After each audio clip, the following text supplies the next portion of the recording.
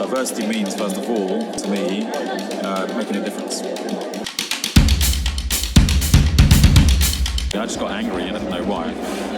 And I realised now the reason why I got angry because I didn't see any role models around me, and I didn't know what I needed to do to progress and develop in this way. So actually, what I would have said is, don't worry, don't look in your immediate vicinity. There are actually loads of role models around you that you can engage with. So I'd have actually encouraged myself to engage with a lot more people, not necessarily my immediate work experiences.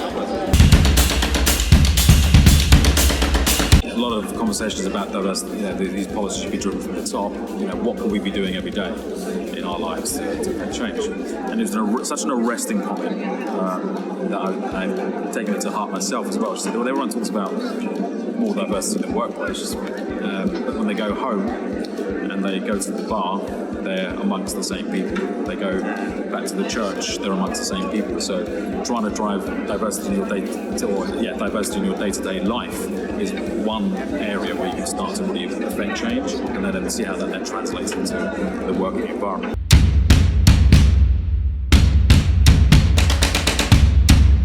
In my time in my career, I've seen a lot of changes happen.